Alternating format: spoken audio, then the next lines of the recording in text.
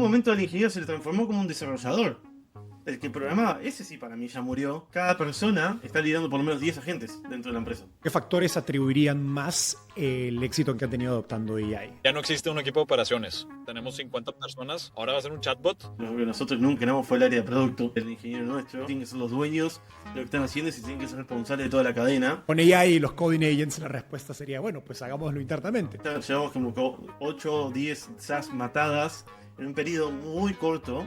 Y hoy en día vamos a decir, vamos a contratar un proveedor. Digo, ¿por qué? ¿Qué me da? Es casi imposible que algo tenga más velocidad que construirlo vos mismo. Podemos estar haciendo negocios con bastante impacto, con bastante menos gente. En mi experiencia, lo más complejo al entrar al growth stage con una empresa son los humanos. A mí los agentes ya en determinado momento me dicen, che, estoy cansado. Vamos a verlo mañana. Hoy reuní a 2 CTOs reconstruyendo FinTech desde cero con inteligencia artificial. Abiel Gutiérrez fue Founding Engineer de Brex. Hoy es cofundador y CTO de Común, el neobanco para inmigrantes latinos en Estados Unidos. Facturan decenas de millones con 35 personas. Juan José Berén viene de dLocal y Pomelo. Hoy es cofundador y CTO de Aqua, una infraestructura de pagos que salió a producción en 9 meses, lo que antes hubiera tomado años y cientos de personas. Hoy hablamos de cómo se construye una fintech verdaderamente AI native, con menos gente, menos SaaS y el CTO de vuelta en el centro. Voy a empezar contando la idea detrás de hacer esta conversación. Ya desde antes de AI, una de mis impresiones con fintech es que muchas startups terminan siendo más fin que tech, ¿no? Veía equipos bastante grandes, bastante voluminosos en comparación a quizás otras startups más de puro software. Y creo que con AI esa diferencia se ve aún más abismal entre los equipos de fintech, que obviamente es una categoría muy importante en Latinoamérica, de donde somos, que los equipos que tienen, digamos, esa cultura o esa forma de hacer las cosas muy tecnológica, muy ingenieril, adoptan AI y pueden hacer cosas mucho más grandes y a escala sin equipos enormes. Y ustedes, los dos, pues, trabajaron creo que en empresas de ese perfil, ¿no? Abiel, estuviste en Brex, Juanjo, estuviste en dLocal y Pomelo, pues empresas fintech que agarraron mucha escala. Y creo que cuando uno, o sea, a través del podcast y de pues, personas en común los conocí, y cuando uno ve Aqua o Común desde afuera, pues uno diría, oye, no son startups de AI, no venden agentes, no venden copilots, pero sí están aprovechando AI para hacer fintech de una forma diferente, ¿no? O sea, mucho más rápida, con productos más automatizados, algo interesante, menos dependencia de SaaS externos, ¿no? O de software de otros proveedores. Y están alcanzando una velocidad de producto que creo que previo a AI era difícil por lo regulada que es la industria, ¿no? Porque es muy operativa, tiene temas como cobranzas, fraude, pues los errores son más caros respecto al SaaS, a un SaaS tradicional, ¿no? Y eso se está reflejando en el éxito que han tenido, la atracción que han tenido, a nivel de inversión de clientes. Y cuento todo esto porque obviamente quería aprovechar esta conversación para saber qué están haciendo ustedes diferente a nivel de aprovechar AI dentro de FinTech. Y quiero empezar preguntándoles algo, ¿no? O sea, si ustedes tuvieran que construir de nuevo las empresas donde estuvieron antes, que son empresas muy grandes, ¿no? Como Brex, dLocal, con las eficiencias que están obteniendo, o el apalancamiento que están obteniendo hoy con AI, ¿cuántos empleados creen menos que tendrían esas empresas? A mí se me viene a la mente primero con mi experiencia en Estados Unidos, en donde yo creo que el ecosistema de fintech se desarrolló más rápido que en Latinoamérica. Depende mucho dentro de fintech de qué estás tratando de hacer, qué tanto puedes usar vendors o qué tanto tienes que personalizar. Entonces, para darte un ejemplo, Brex tenía una cultura muy intensa de construir todo in-house, pero creo que Ramp, su competidor, que ahorita ya tiene más escala, es conocido por usar muchos vendors, incluso a la fecha sigue usando Stripe Issuing. Mira. Puedes agarrar muchos SaaS porque el ecosistema está muy desarrollado y moverte súper rápido. Yeah. Pensaría que en Latinoamérica no es el caso, ¿verdad? Aunque no tengo experiencia ahí, pero sí te diría, en común, como estamos atendiendo a un usuario que no tiene acceso al servicio, a la industria financiera, tenemos que construir bastante nosotros. Entonces, desde una perspectiva de SaaS, hay mucho menos que puedes agarrar off the shelf. Entonces, sí te conviertes más en una fin que en una tech si estás en el lado de B2B. Ujú. Pero bueno, me estoy desviando un poco. Regresando al tema Ajá, de ajá. AI. No, pero igual interesante el caso de Brex versus RAM, porque uno diría, bueno, construir interno es mejor, que Sí. chévere lo fuerte que es tu equipo de ingeniería, pero bueno, RAM le sacó pues varios cuerpos en la carrera sin Y hacer bueno, eso, ¿no? y ese tema tiene ahorita mucha relevancia porque con AI sientes que ya puedes construir más in-house, ¿verdad? Pero bueno, Ramp es un buen counterexample de no hacerlo. Exacto. Em, pero bueno, regresando a la pregunta, sí siento que especialmente en los early stages es abismal la diferencia, lo que puedes construir con Artificial Intelligence, te diría 10x, porque al principio estás haciendo prototipos, MVPs, tan siquiera en nuestro caso en común, mucho era, oye, primero validar el market hypothesis. Entonces no quieres construir, no quieres pasar 2, 3 años construyendo algo antes de validar eso. Mm, Entonces cuando vas empezando, yo creo que el AI es muy bueno para setear el infrastructure de un codebase. ya. A medida de que va creciendo la operación y ya tienes muchos vendors y una base de códigos muy, muy grande, obviamente hay más dependencias entre los diferentes domains. Es más fácil que las cosas se rompan. Y bueno, ya no es el 10x que hace al principio, ¿verdad? Juanjo, tú hiciste empresas digamos, de infraestructura complicada, ¿no? Como dLocal, como Ujú. Pomelo, y me contabas que creo que hoy en Aqua son 60 personas aproximadamente. Ya que Me somos casi decías 70. Casi que 70. no, y me decías que antes de AI hubieran tenido que ser probablemente el triple, o 200 personas para hacer lo que están haciendo. Por lo menos, sí, por lo menos. A ver, yo creo que la visión esa del ecosistema fintech de Latinoamérica no está tan desarrollada como en Estados Unidos.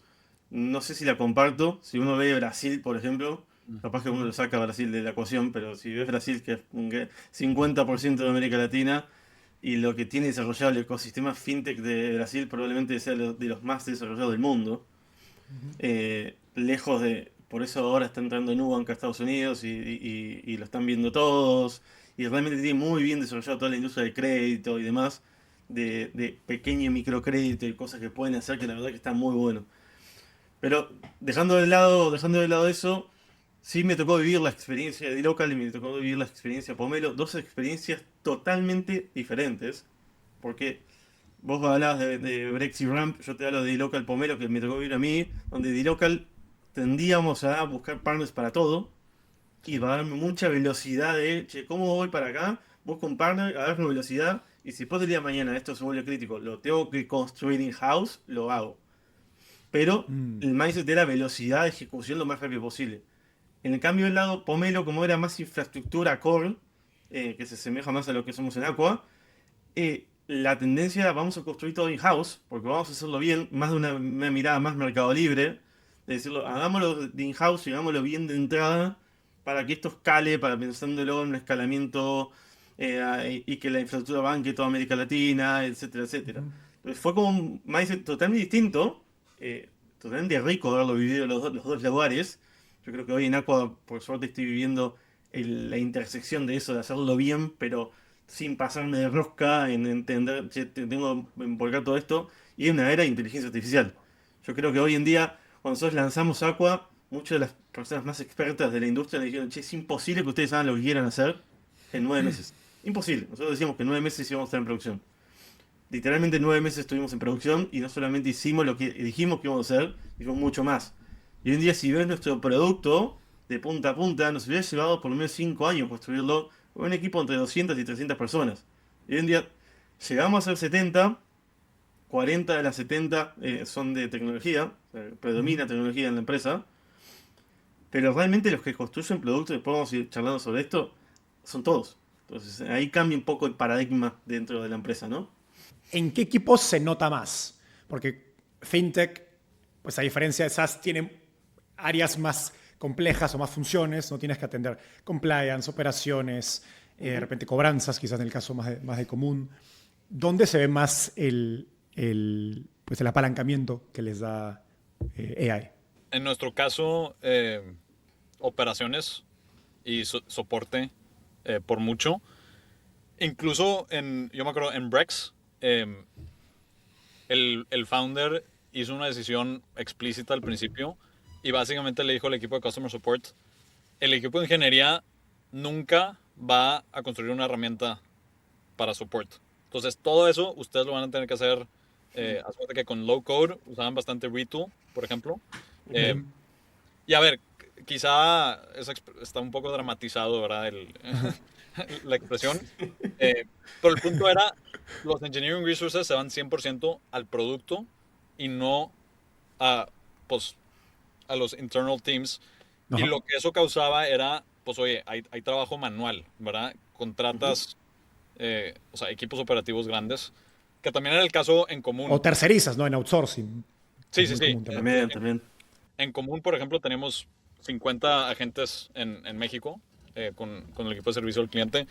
Cuando decís agentes, Eso está- personas, eso, ¿no? Agentes personas, sí, sí, sí. Perdón, ahí aclaramos. Agentes humanos. Sí, ahora es un agente, básicamente, ¿verdad? Con Artificial Intelligence. Y sí, también o sea, específico en FinTech, hay mucho tema de compliance por las regulaciones. Antes de Artificial Intelligence, creo que había mucha talacha en ese workstream. Que tienes que, o sea, mucho trabajo manual de repasar, que ahora bastante se puede automatizar con bastante confianza también. Yo esta mirada es un poquito distinta, o sea, no distinta, yo creo que son todos los equipos que la han usado en la empresa. Nuestro equipo de operaciones es enano, es minúsculo, porque desde el día uno dijimos, vamos a ponerle mucho esfuerzo a que toda la operación esté automatizada el día cero, y mucho del producto que nosotros armamos, el primer cliente es nuestro cliente interno. Por suerte nosotros tenemos un modelo en el cual nos permite tanto ser cliente como proveedor del mismo producto nuestro al final del camino. Entonces eso nos ayudó un montón. A tal punto que hoy en día, por ejemplo, lanzamos features por día. Literalmente hay una métrica nuestra que es todos los días tenemos que lanzar un feature. Y cuando uno le piensa esto en otro momento del mercado, dice, es una locura.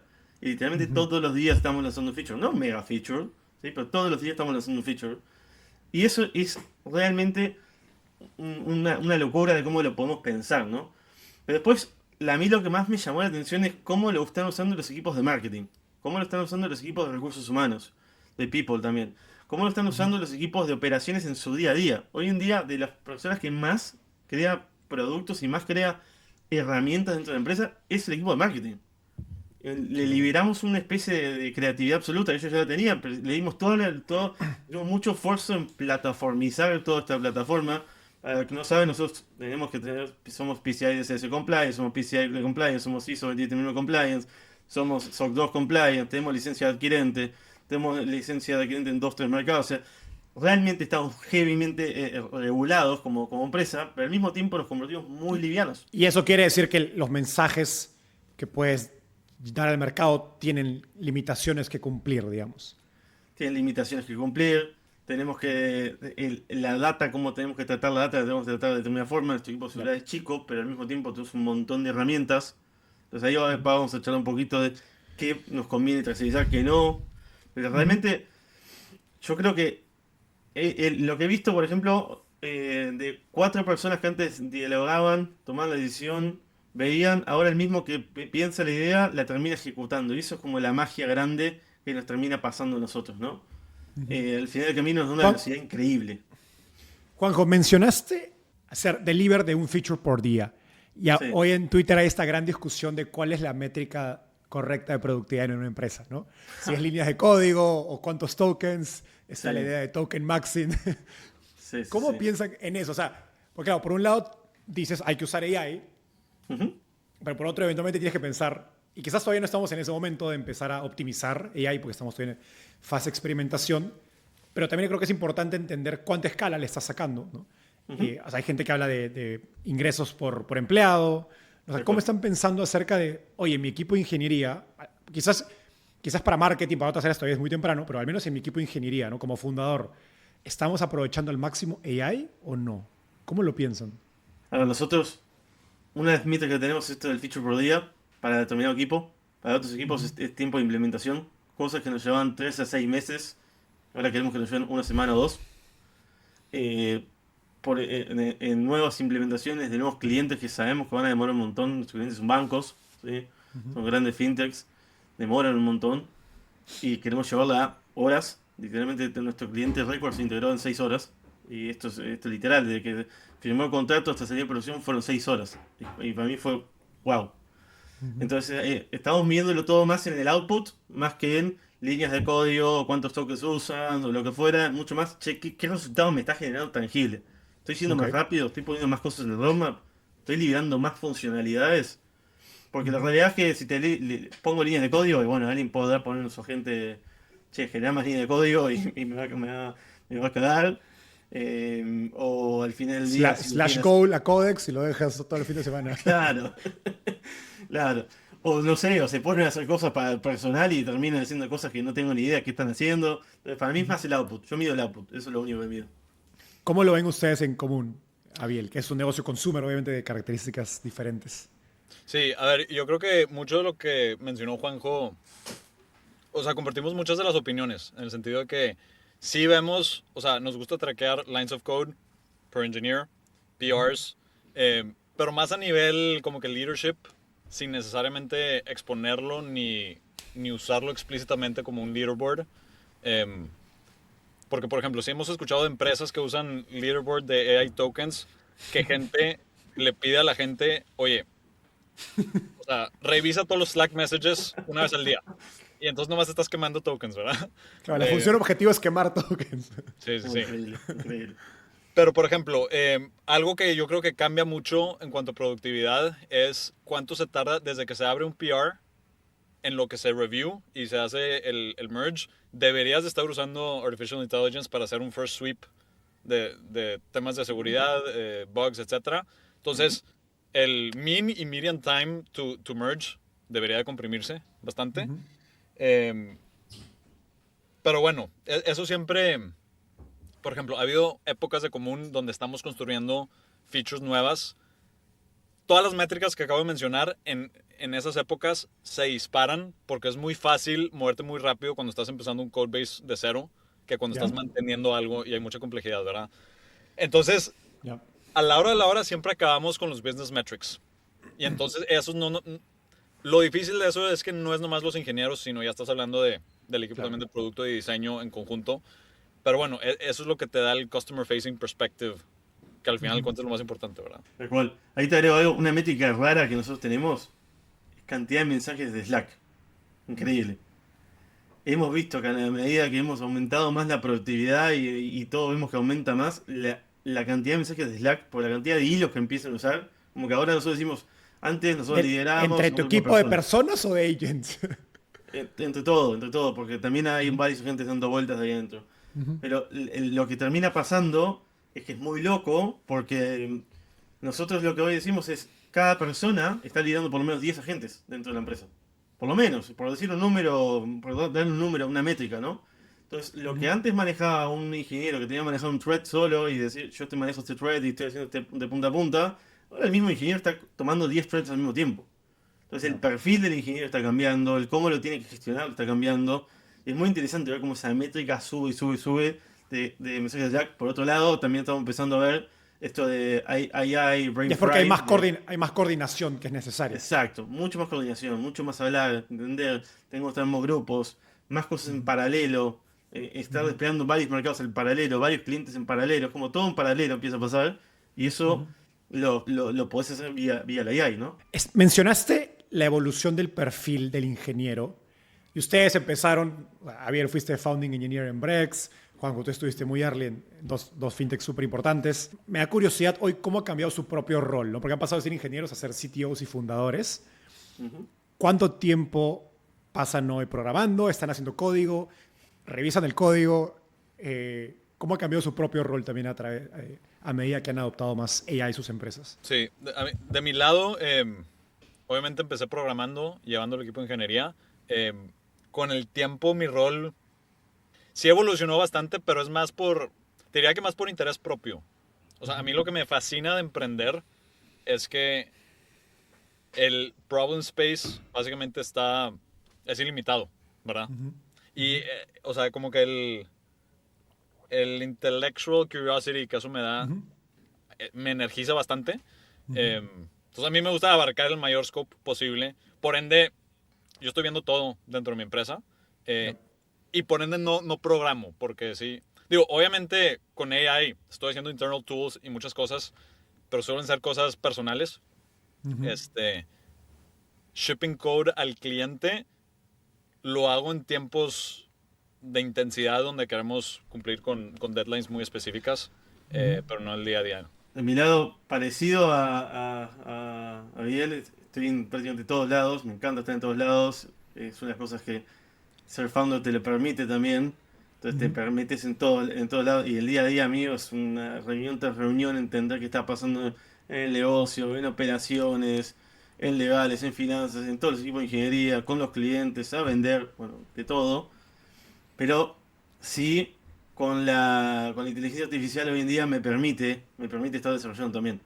Entonces estoy en reuniones, pero al mismo tiempo tengo mis 5 agentes de Cloud Code corriendo, features corriendo y haciendo nuevo valor agregado o agregando valor. Lo que sí yo no hago, yo no me meto en ninguna aplicación que sea de camino crítico. ¿Sí? Si es algo que ya está puesto, si es algo que si yo me tengo que meter y voy a trancar a alguien, yo eso no lo hago, pues sé que no le voy a poder dar una continuidad del tiempo. Sí. Pero agregar un feature, agregar algo que yo sé que lo puedo agregar y encima el producto lo tengo extremadamente bien mapeado en mi cabeza y voy armando de entre piezas y armando prototipos. ¿Sí? Me dedico mucho también a hacer prototipos de, che, me gustaría hacer esto. Y te armo todo un prototipo y se lo llevo al equipo. Le digo, che, veamos este prototipo. Y ya se los bajo literalmente con lo que yo imaginaría que estaría pasando. Y con eso empieza a iterar, ¿sí? Mucho más rápido. Entonces, la Es fase de plan mode iteración- para tu equipo. Exacto, sí, sí. Y esto les pregunto porque sí veo una diferencia de adopción de AI en las empresas cuando los fundadores son técnicos versus, ¿no? Y cuando están pasando más tiempo programando. Pues creo que, o sea, sabes que es posible, ¿no? Y tu equipo no te va a decir si se puede hacer algo o no, si lo estás haciendo tú también. No, eso es real, ¿eh? Eso es real y lo ves en los tiempos. Decís, che, para esto no te puede llevar una semana. No, esto lo haces en 2, 3 horas. Porque lo sé, porque te lo podía hacer contigo. Vamos, te lo muestro, lo hacemos juntos, si no, y te lo muestro como lo haces y así vos de ahora en más lo haces. Y también creo que el fondo técnico hace que toda la empresa se mueva más en una suite más técnica, ¿no? Es una de las voces más importantes de la empresa, es el técnico, se lo está llevando y estoy diciendo que cada uno del área, de cada área, use la tecnología para su día a día. Entonces sí, es clarísimo eso. Sí, Creo que es una de las grandes ventajas que hoy en día tiene una empresa, tener un founder técnico, ¿no? yo veo el obstáculo más grande a la adopción del Artificial Intelligence es la gente piensa, o sea, la gente no sabe, especialmente la gente no técnica que no lo ha utilizado, no sabe lo sencillo que es. Y especialmente, o sea, a mí lo que más me da risa es, si no tienes idea de cómo hacerlo, el mismo AI te dice cómo, Sí. ¿verdad? Entonces, básicamente, o sea, no hay barrier to entry, pero la única manera en la que te das cuenta es intentándolo por primera vez. Y entonces nosotros veíamos hace 6, 9 meses gente topándose con ese barrier. Entonces, hicimos un hackathon donde básicamente dijimos, esta semana nadie va a hacer nada más que utilizar AI.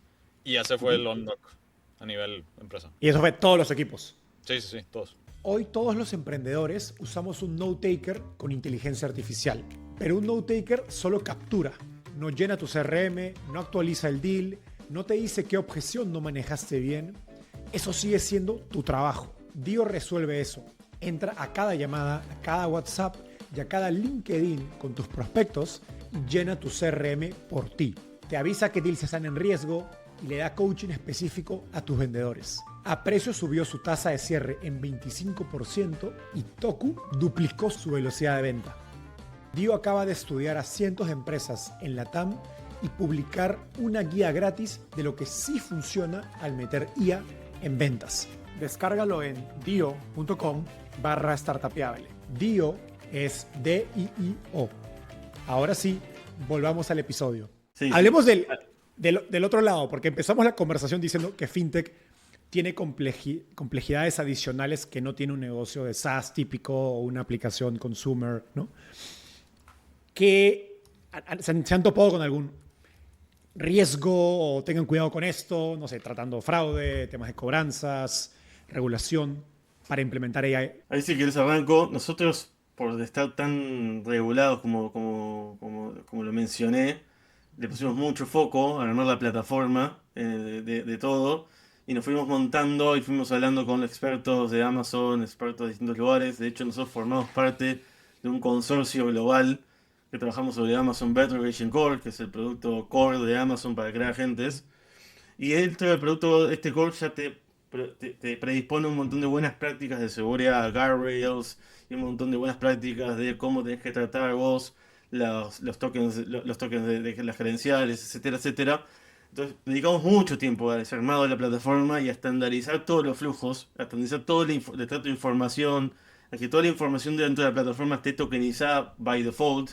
Entonces, hay como un montón de laburo a liberarle a todo mi equipo. Che, ahora laburen y estén tranquilos porque ya puse todos los safety nets Los alrededor de esto cimientos. para que realmente esto prolifere rápido. Sí, te diría que igual acá hicimos nuestro propio MCP, o sea, entonces estamos conectados a todas las herramientas internas que existían ya de manera separada en común.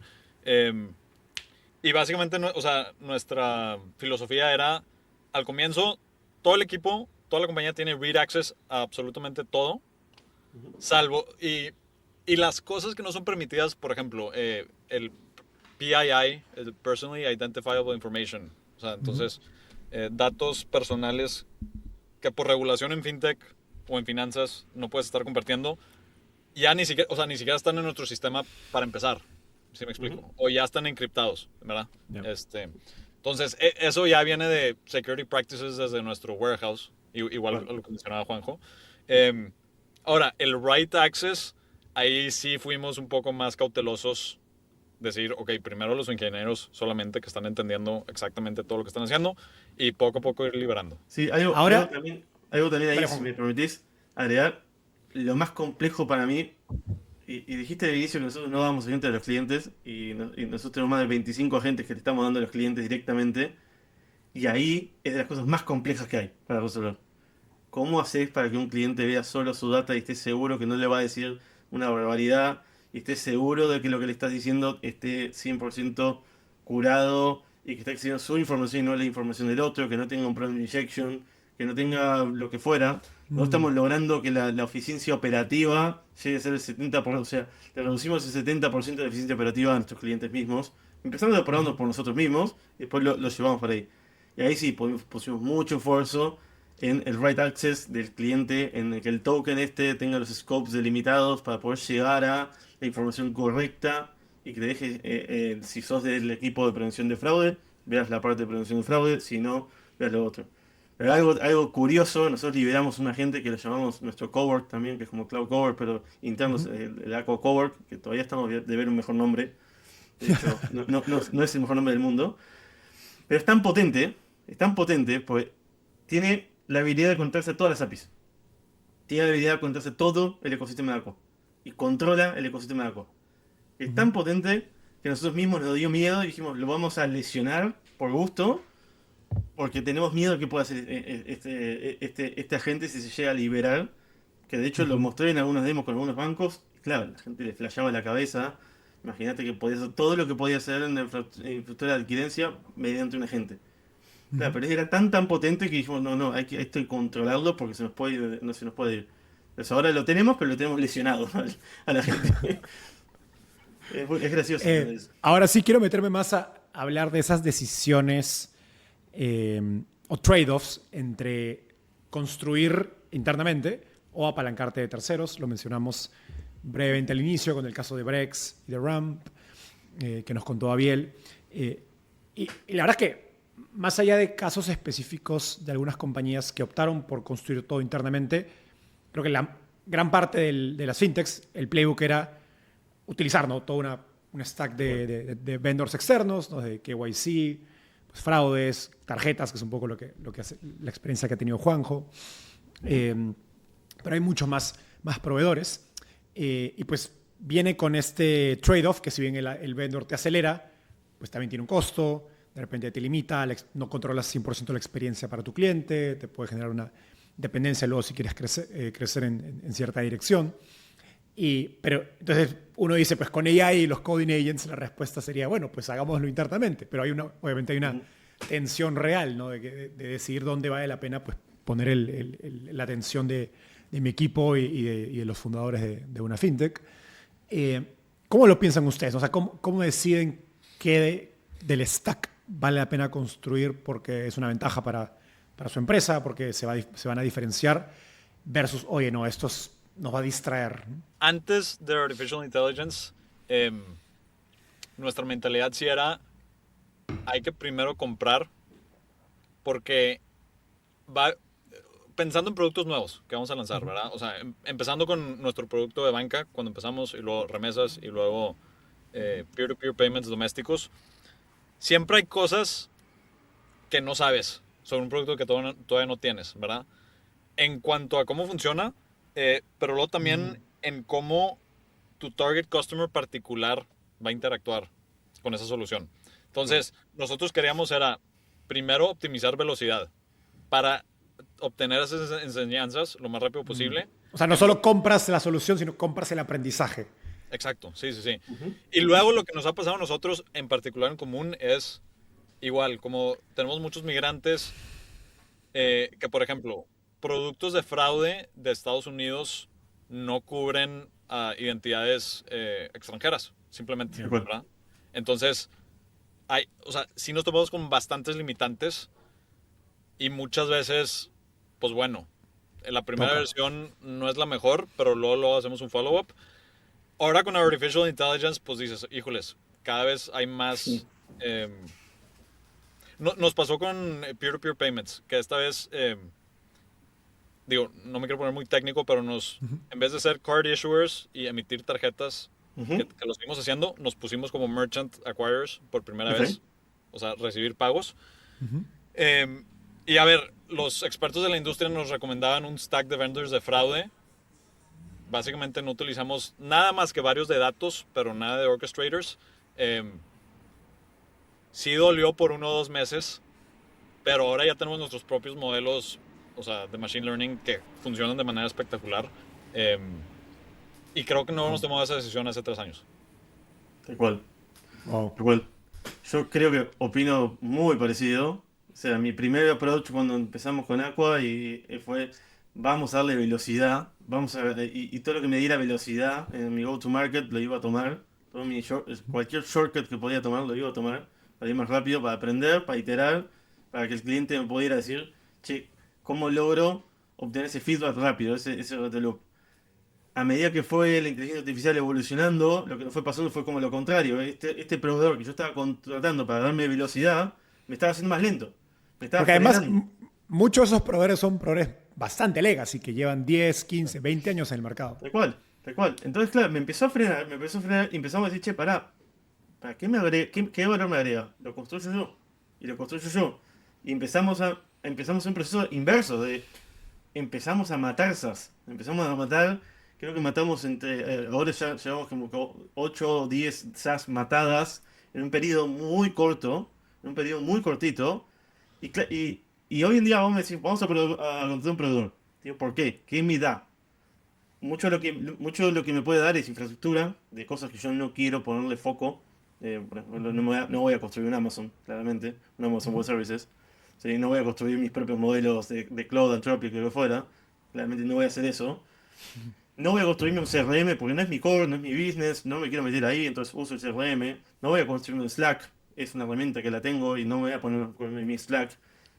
No voy a y necesito acceso a data, por ejemplo. Entonces sí, contrato proveedores de data que me den acceso a data porque necesito, tal cual lo dijo Javier, yo construí mi propia herramienta de prevención de fraude, espectacular, todo el modelo, todo lo que fuera, pero necesitaba llegar a las listas, necesitaba llegar a lo que fuera. Bueno, deme esto como servicio. Entonces sos mucho más picky a la hora de elegir qué vas a poner y qué no. Y creo que hoy en día es casi imposible que algo te dé más velocidad que construirlo vos mismo si sos un equipo tecnológico, ¿no?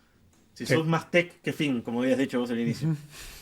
Si sos más fin que tech, probablemente vayas a ir a un proveedor. Algo interesante que creo que no lo tenía en mente en un inicio, y lo he conversado con varios, creo que aplica no solo a fintech, sino a otras startups, es que hay casos donde, o sea, he visto empresas, escuché el caso de Klarna, lo conversaba con un amigo, Rodrigo Figueras, de Story, donde empezaron a pagar SaaS de terceros, a pagar, o sea, a dejar de usarlos, porque les impedía sacarle el mayor valor a AI, ¿no? Porque su información estaba regada en diferentes proveedores, en herramientas distintas. Un caso específico que me comentaban eso, y quiero hacer un agent de customer support, ¿no? Y hay múltiples soluciones en el mercado, bien famosas, Sierra, Decagon, hay otras en Latinoamérica. Y me decía, pero si uso un proveedor tercero, o sea, customer support es una función tan importante con mi cliente que no solo depende de la data de soporte, sino hay que interactuar con múltiples áreas de mi empresa. Y si utilizo un proveedor, pues no va a ser la mejor experiencia para mi cliente, ¿no? Lo ven así, o sea, donde no solo es un tema de costo y control, sino de que realmente hay impacto en la calidad del producto. Sí, yo creo que sí. Creo que, por ejemplo, Customer Support lo trajiste. Nosotros empezamos con la herramienta Customer Support de terceros. De hecho, seguimos usándola. Pero la elegimos porque qué tan flexible, qué tan abierta iba a ser a que yo iba a poder hablar con toda esta herramienta mediante un MCP para integrarla a mi propia herramienta. Y que, ok, la gestión, el track de tickets y demás, te la voy a dar a vos porque vos ya tenés un montón de templates, un montón de cosas que yo no quiero ponerme a hacer eso. Pero quiero hablar con ahí porque le tengo que poder agregar valor agregado de todos mis knowledge bases, de todas mis herramientas, de cuando mi cliente me venga a preguntarme algo, puedo ir a preguntar estado de todos mis servicios y me optimice esto y literalmente no me lleguen tickets a mí. O sea, que el recurso humano sea lo último que vaya a poner versus a que todo la respuesta sea automática casi, ¿no? Yo te diría que en nuestro caso,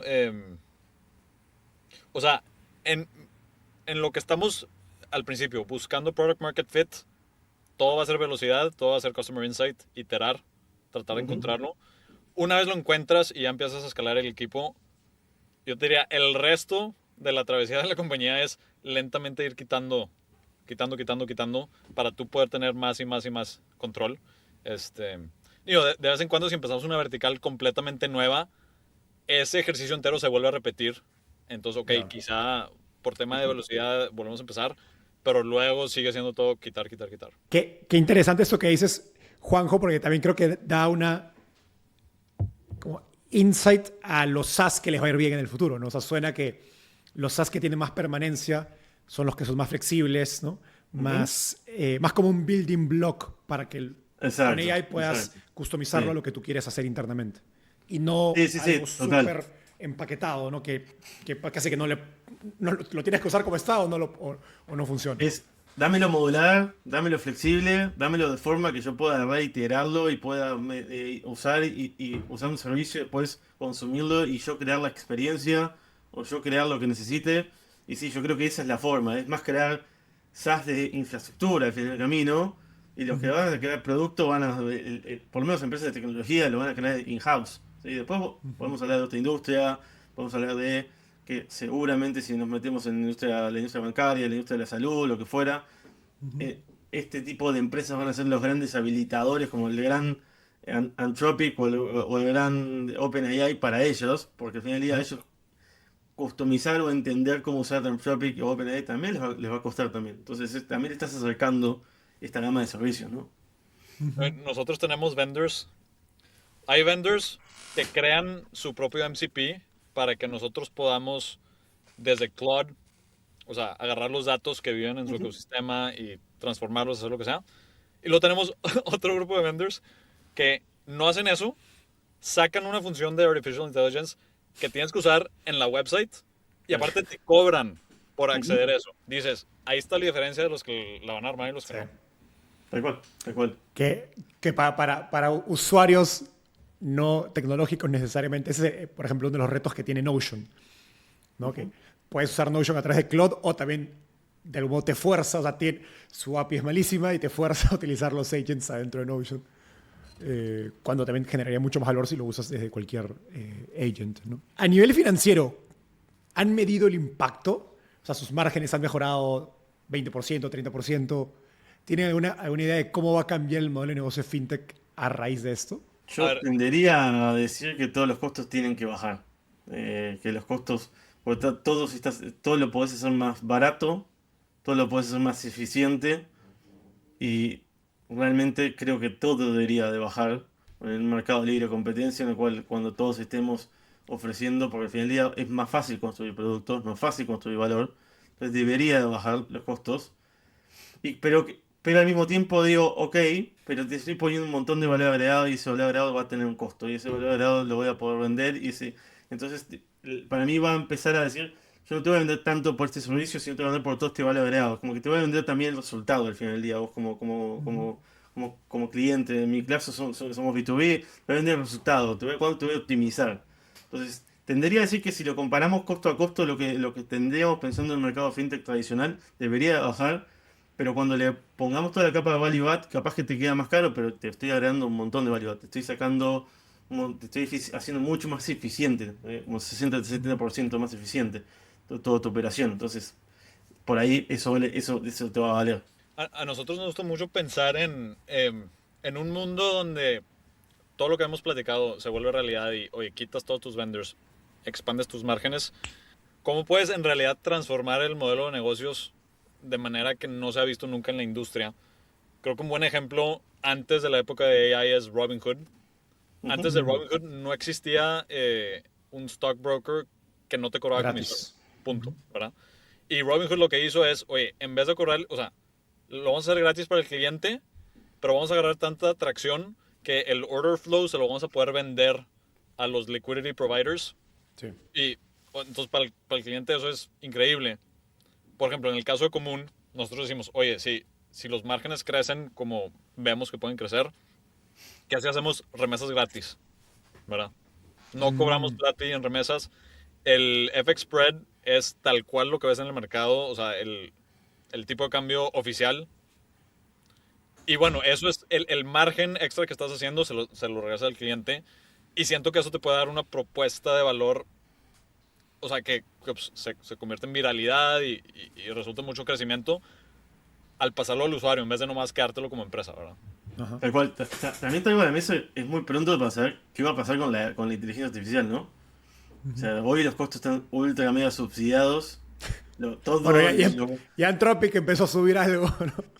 ya todos empezaron a subir, ya estamos viéndolo que no es lo mismo. La cuenta en mi empresa hoy en día, en lo que es costo de AI, es el 50% de costo de tecnología, porque lo dejo libre. O sea, Wow. está llevándose un costo alto. Genial, lo estamos usando, me está generando un montón de valor, pero es el 50% ya.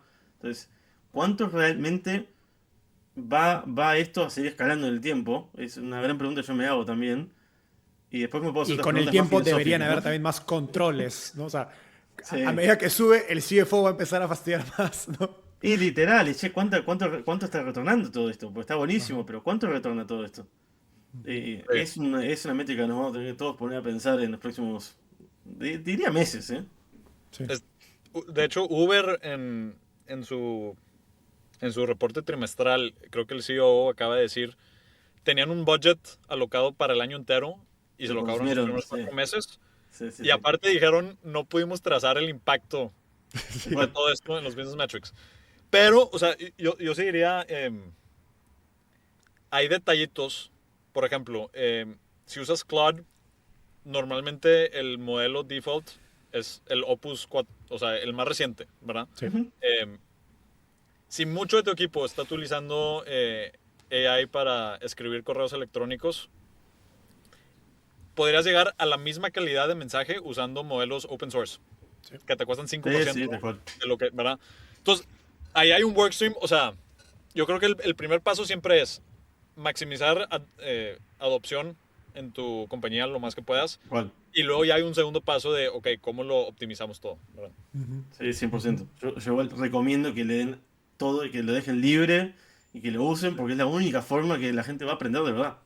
Sí. Y hasta que no aprendan de verdad, después viene la segunda etapa de vamos a optimizar, vamos a controlar, vamos a entender pero hoy en día necesitamos generar estas personas que sean IIPL de la compañía y que, por ejemplo, como le di de vuelta, mi jefe de marketing siendo de las personas no técnicas, de las personas más IIPL que tengo en la compañía. Y nos lleva a Wow. todos a decir, pará, si vos podés hacer esto, que no sos técnico, ¿por qué no todo el resto está pudiendo hacer tu mismo valor? Es como que nos pone a todos en jaque de, che, pará, mirá lo que está haciendo Ujú. Dieguito. Es Ujú. impresionante. Sí. Ujú. 100%. ¿No? Yo me gasté varios cientos de dólares seteando OpenClaw, pero lo que valió fue el aprendizaje. Y ahora ya uso Cloud Code. Que no hubiera usado Cloud Code si no hubiera sido por OpenClaw.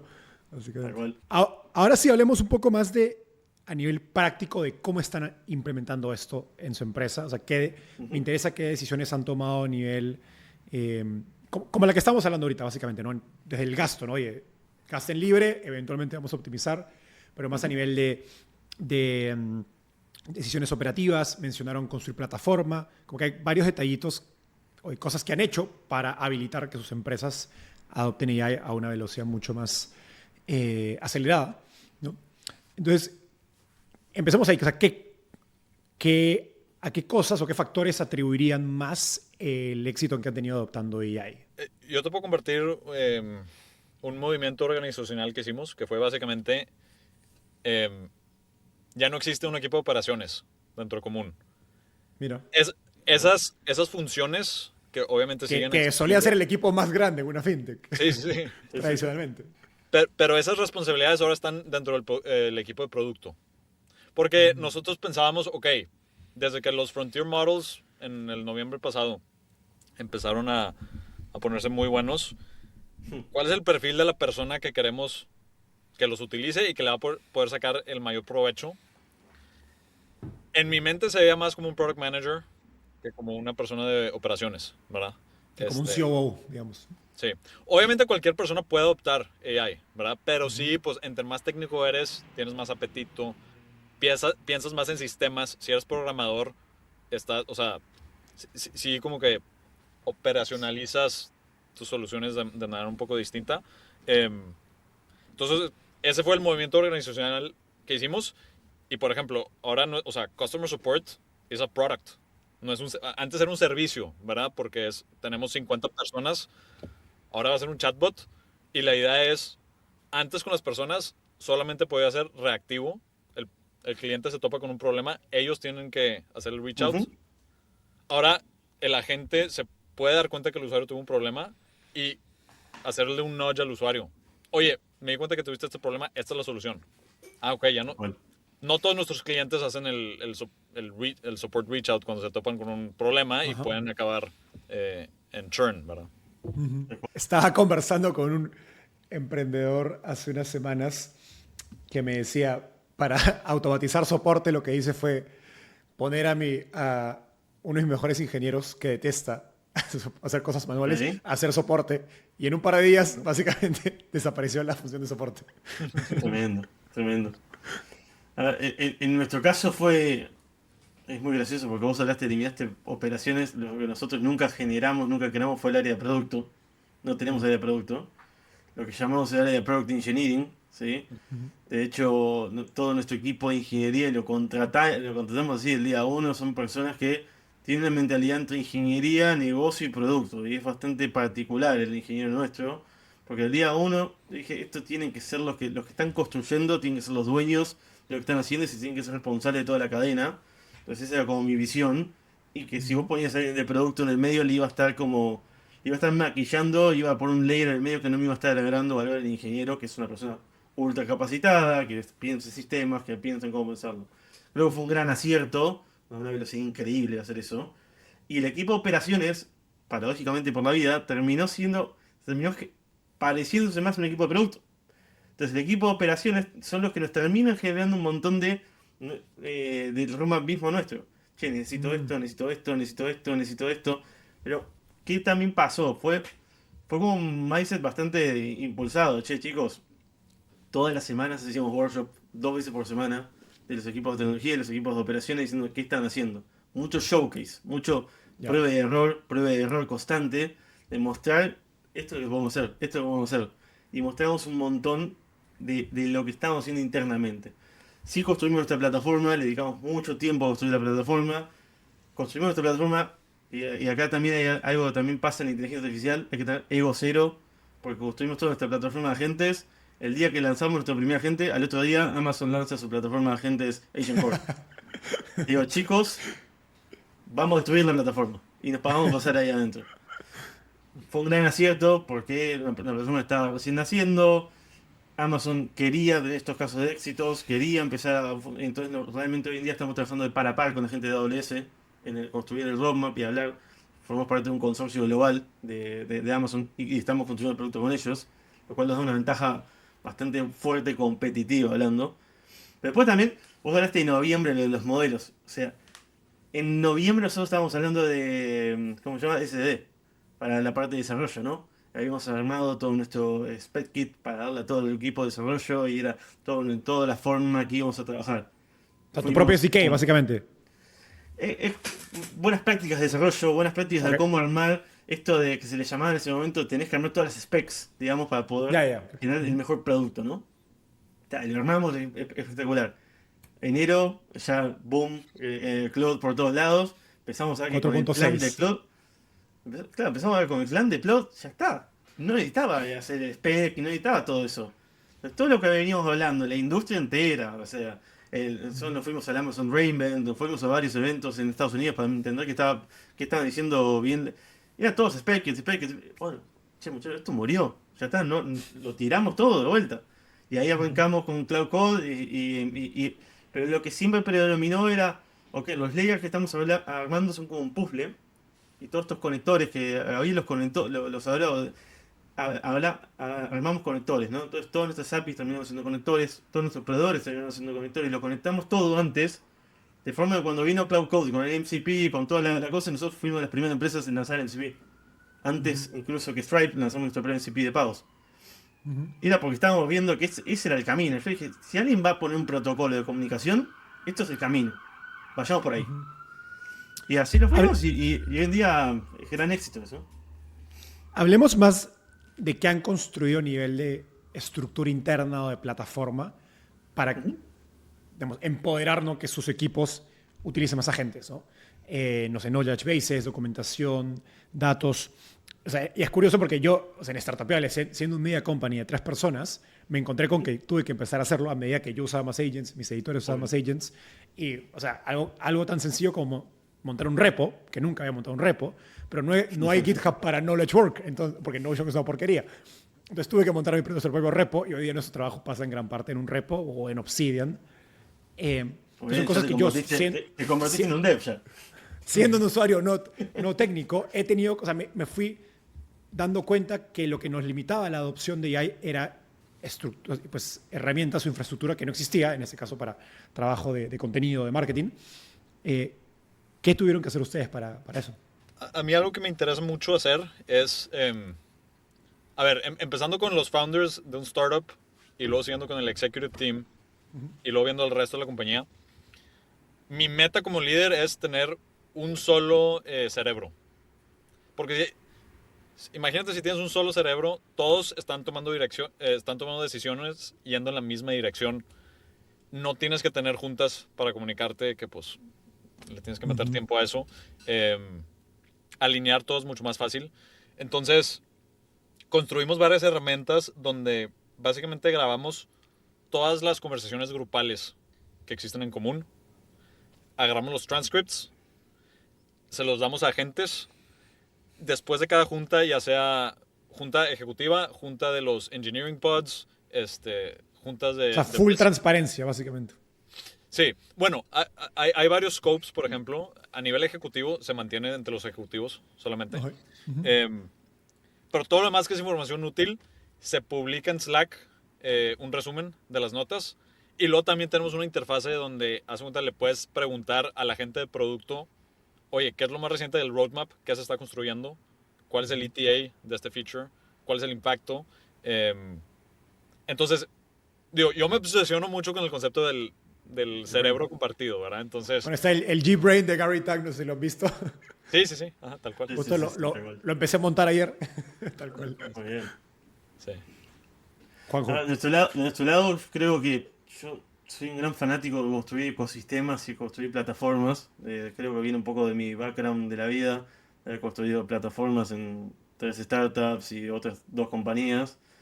Y cuando yo hablo de plataforma es cómo estandarizo las cosas para que bajo un mismo estándar, el mismo estándar le pueda agregar todos los controles, los safety nets, todas las reglas de buenas prácticas de resiliencia y demás, en términos prácticos de tecnología, pero esto después lo podés aplicar para cualquier cosa, ¿no?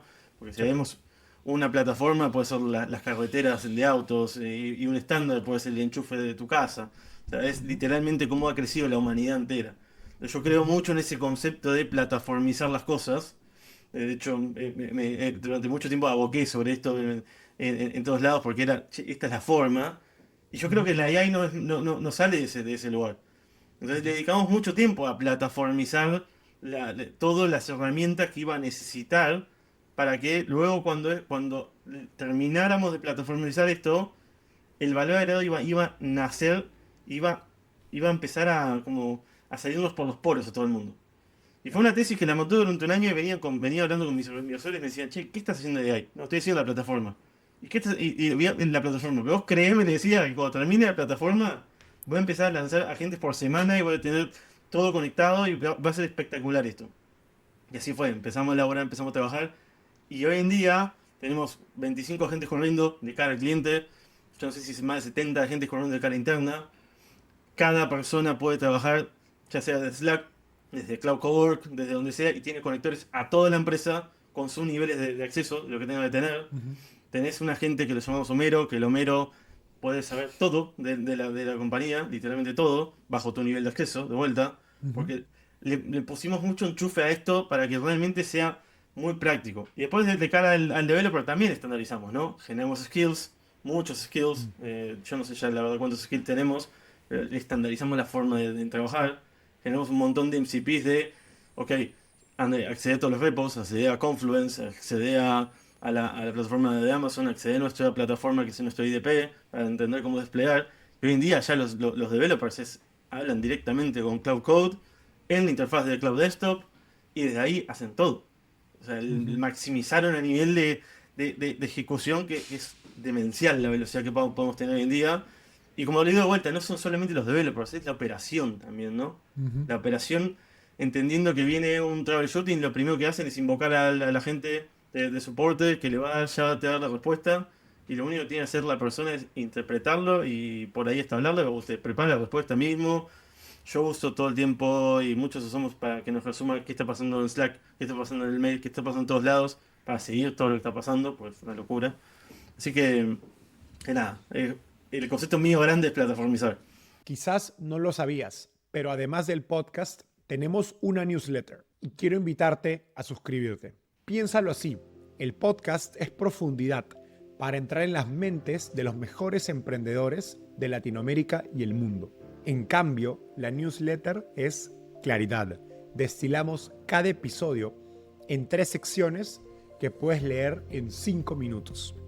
Una gran idea, una frase y una anécdota de estos grandes invitados. Más de 20,000 emprendedores, inversionistas y ejecutivos de alguna de las empresas más importantes de toda Latinoamérica nos leen semana a semana y quiero que formes parte de esta comunidad. Si quieres un resumen de las mejores ideas de este episodio, suscríbete en el link de la descripción. Es gratis y me lo agradecerás.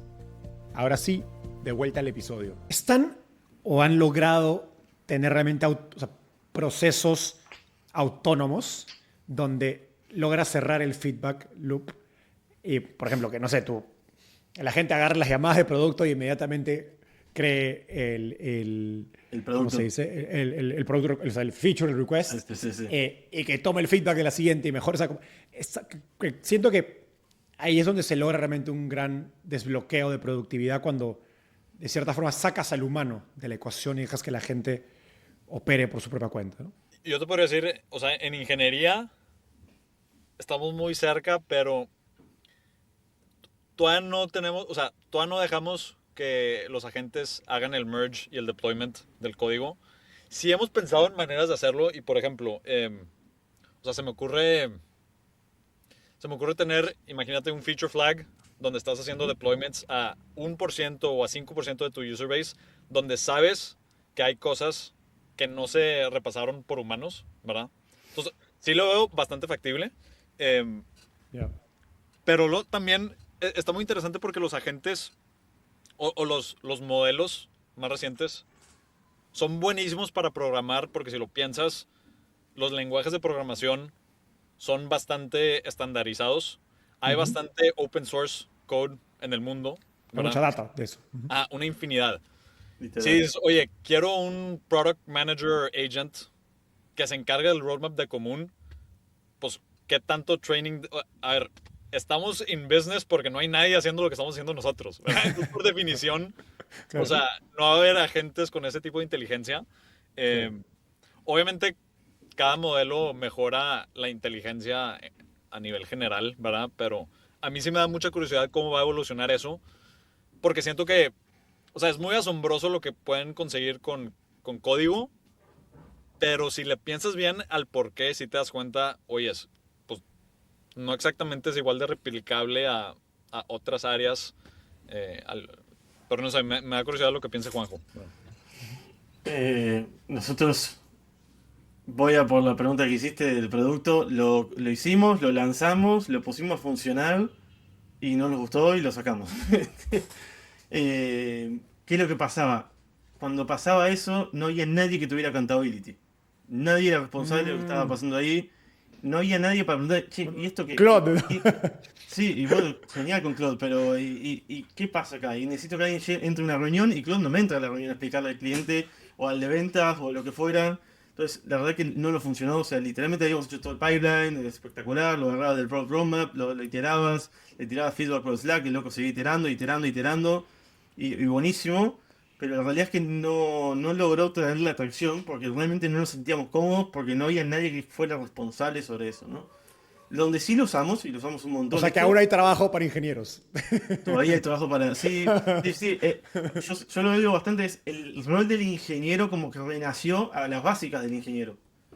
Porque en un momento el ingeniero se le transformó como un desarrollador. El que programaba, ese sí para mí ya, perdonen los que están escuchando, el desarrollador sí para mí ya murió.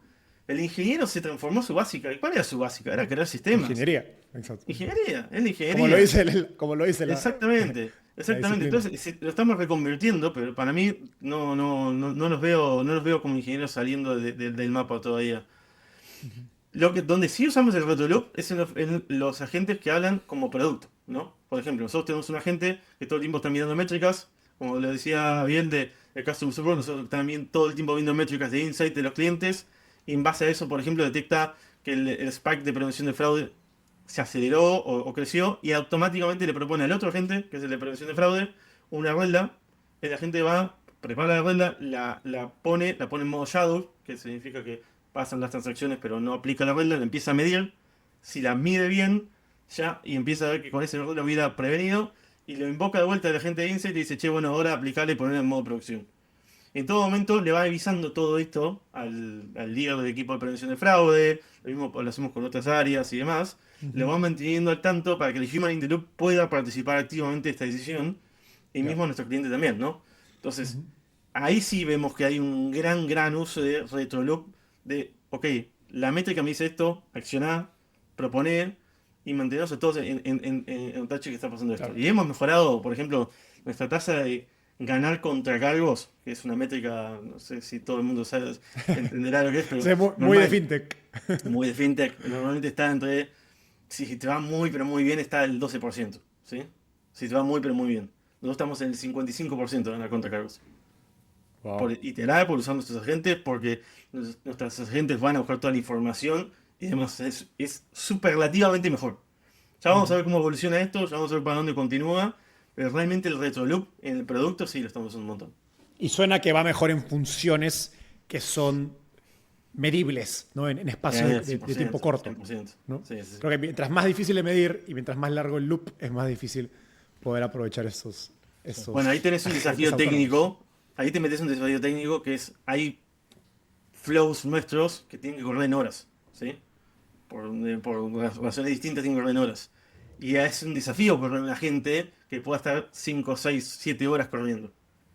De hecho, es un problema, era un problema hasta hace un mes y medio, era un problema grande que la industria no lo tenía tan bien resuelto. Sí. Ahí Amazon sí nos lanzó como unas instancias que son instancias de long term y nos permiten correr esos agentes de 8 horas corriendo de adentro. Y realmente ahí adentro podemos hacer un montón de magia, de cálculos y de mejora de lo que estamos entrenando. No quiero revelar mucho, pero sí hay un problema ahí adentro. Ya para cerrar, ¿Qué se imaginan que pase el siguiente año o dos?